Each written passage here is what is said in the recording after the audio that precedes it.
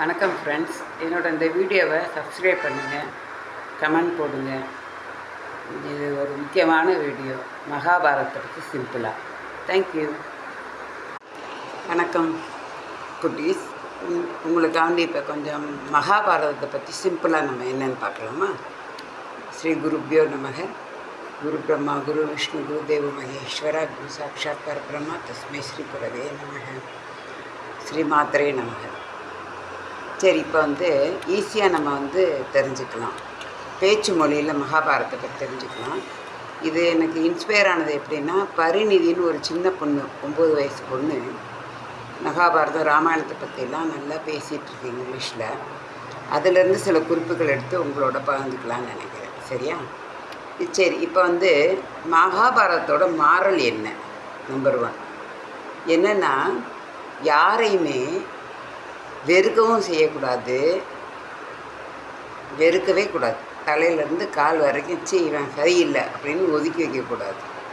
யார்கிட்ட என்ன நல்ல விஷயம் இருக்கோ அது தெரிஞ்சுக்கணும் அப்படிங்கிறது தான் மகாபாரதத்தோட மாறல். இதில் ஃபஸ்ட்டு நமக்கு துரியோதனன் கேரக்டர் தெரியும்.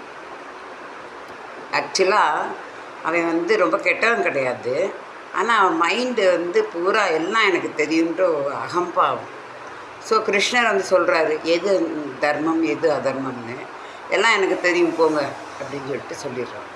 யார் பேச்சையும் அவன் கேட்க மாட்டேங்கிறான். அதனால தான் அவன் கெட்டது. சரியா? அதே மாதிரி மகாபாரதத்தில் யாரை பற்றி சொல்கிறதுன்னா, மனிதர்களை பற்றி தான் சொல்லுது. அவங்க தங்களை கண்ட்ரோலில் வைக்கணும் அப்படிங்கிறது தான் முக்கியமான விஷயம். மனிதர்கள் தான் முக்கியம். அதனால தான் கிருஷ்ணரே மனுஷனாக மாதிரி எல்லா லீலைகளையும் பண்ணுறாரு. அவரும் அந்த கஷ்டமெல்லாம் படுறாரு. நம்மளோட புத்தியும் நம்மளோட பாடியும் ஒன்றா செயல்படணும். சரியா? இதுதான் மகாபாரதத்தில் நமக்காக ஆன கதை இது. சரி, இதில் சில கேரக்டர்ஸ்லாம் இருக்குது. கொஞ்சம் கொஞ்சமாக அதை பற்றி பார்ப்போம். ஃபஸ்ட்டு இன்றைக்கி பார்க்குறது யார் சாக்ரிஃபைஸ் கேரக்டர். சாக்ரிஃபைஸ்னால் என்னென்னா, யார் தனக்காக வேண்டி இல்லாமல் இருந்த கேரக்டர், அடுத்தவங்களுக்காண்டி வாழ்ந்த கேரக்டர் யாருன்னா கர்ணன். கர்ணனுக்கு ஒரு ஸ்டேஜில் எல்லாமே தெரியும். அர்ஜுனன், பாண்டவர்கள் நம்ம அண்ணன் தம்பிகள் தான் தெரியும். ஆனாலும் அந்த செஞ்சோற்றுக்கடன் துரியோதனன் அவனுக்கு மரியாதையெல்லாம் கொடுத்து அரச பதவியெல்லாம் கொடுத்ததுனால அவன் சைடில் இருந்து சண்டை போட வேண்டியதாக போச்சு. குந்தி தேவி அவன் அம்மாங்கிறதெல்லாம் அவனுக்கு தெரிஞ்சும் அவன் பண்ணான். சரியா? அப்புறம் ரெண்டாவது இதில் ரொம்ப முக்கியமான அடுத்த பாவப்பட்ட கேரக்டர் என்னென்னா, காந்தாரியும் துஷாலாவும். நமக்கு காந்தாரின்னா யாருன்னு தெரியும், துரியோதனோட ஒய்ஃபு. அவள் காலம் பூரா கண்ணை கட்டிகிட்டே இருந்தாள். ஆக்சுவலி காந்தாரி காந்தாரா நரேஷோட பொண்ணு. அவள் அவளை ஃபஸ்ட்டு ஒரு ஆட்டுக்குட்டி கல்யாணம் பண்ணி அந்த ஆட்டுக்குட்டியை கொண்டுடுறான். அதுக்கப்புறம் துரியோதனன் கல்யாணம் பண்ணி வைக்கிறாங்க. சரியா? ஆனால் துரியோதனன் என்ன பண்ணுறான்னா, அந்த காந்தாரா நரேஷ் அவங்க ஃபேமிலியை ரொம்ப பாடாப்படுத்தினதுனால அவங்களுக்கு ஒரு கைப்பிடி அரிசி தான் கிடைக்கிது. அந்த அரிசியை சகுனிக்கு கொடுத்து அவன் சகுனிக்கு சாப்பிட்டு அவங்க அப்பா இறக்கும்போது தன்னோட முதுகெலும்பை கொடுத்து, இது நீ டைஸாக யூஸ் பண்ணி, தாயக்கட்டையாக யூஸ் பண்ணி நீ இது பண்ணிக்கோ, உன்னை காப்பாற்றிக்கோ அப்படின்னு சொல்கிறார். அதுதான் இப்போ ஆக்சுவலாக சகுனி துரியோதனன் அந்த ஃபேமிலியை திருதராஷ்டிரனை கல்யாணம் பண்ணிட்டா அவள் அக்கா. ஸோ அவனுக்கு கண்ணு தெரிலங்கிறதுனால இவனும் கண்ணை கட்டிட்டு பூரா வருஷம் இருந்தாள். அது பெரிய கொடுமை. இன்னொரு கொடுமை என்னென்னா, இவங்களுக்கு சாப்பாடு கொடுக்காம பண்ணதுனால இந்த துரியோதனன்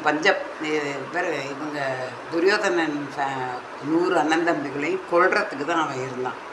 பாசிட்டிவாக பாண்டவர்களுக்கு இருந்தான், நெகட்டிவாக கௌரவர்களுக்கு இருந்தான் சகுனி. ஆனால் அது தெரியாமலேயே பாண்டவர்களை இருந்தாங்க. அதுதான் இது முக்கியமான பாயிண்ட்டு. சரி, இப்போ அது காந்தாரியோட அவள் 100 குழந்தைங்க சாகிறத கண் முன்னாடி பார்த்தான். அது பெரிய கொடுமை. சரியா? அதுக்கப்புறம் துஷாலா யாருன்னா, இந்த 100 பேர் இருந்தாங்கல்ல, அவங்களுக்கு ஒரு அக்கா ஒரு சிஸ்டர் இருந்தா. அவள் தான் துஷாலா. அவளை பற்றியும் இந்த மகாபாரதத்தில் நிறையா பேசப்படலை. ஆனால் அவளும் கொஞ்சம் பாவப்பட்ட கேரக்டர் தான். என்னென்னா, அவள் 100 பிரதரும் சாகிறத கண்ணால் பார்த்தா, அவள் புருஷன் சாகிறதையும் அவள் கண்ணால் பார்த்தா. அவள் புருஷன் யாருன்னா ஜெயதேவ். அவள் வந்து அந்த அந்த ஜெயதேவ் கேரக்டர் என்னென்னா, அவங்க அப்பா கையிலே போய் விழுந்து இறந்து போயிடுறான். அதுதான் பெரிய மண்டை வெடிச்சு போய். ஸோ இதெல்லாம் ரொம்ப கொடுமையான கேரக்டர். இது வந்து இதுதான் இந்த துஷாலா கேரக்டர். ஓகேவா? சரி. இப்போ சகுனி மாமா யார் அப்படின்னு பார்த்தா தெரியும்.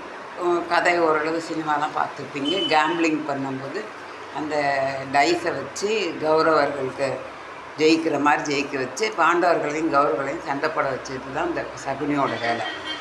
அது என்னென்னா, தன்னோட அக்கா அப்பா தன் ஃபேமிலியும் தன் அக்காவையும் கஷ்டப்படுத்தின ஃபேமிலியை பழி வாங்கணும், தன்னால் கொல்ல முடியாது, அவங்க அண்ணன் தம்பியை வச்சு சாவடிக்கணும்னு சொல்லிட்டு தான் இந்த அத்தனை பெரிய வேலையை பார்த்தோம். இது சகுனியோட கேரக்டர். சரி, அதுக்கப்புறம் சகுனியை யார் கொண்டா? இந்த இதில் வந்து இன்னொரு கொஞ்சம் பாவப்பட்ட கேரக்டர்ஸ் யாருன்னா நகுலும் சகாதேவன். அவங்கள பற்றி பேச்சே இல்லை நிறையா.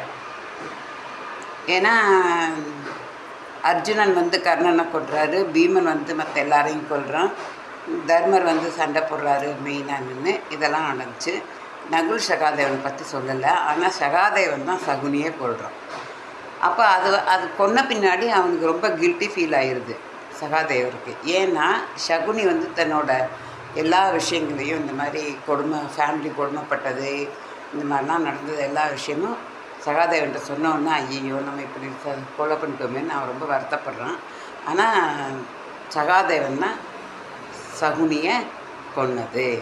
இன்றைக்கி இது வரைக்கும் பார்ப்போம். அடுத்த இது நீங்கள் சப்ஸ்கிரைப் பண்ணி எனக்கு சப்போர்ட் பண்ணுங்கள். நிறையா விஷயங்கள் நம்ம பேசலாம். நன்றி.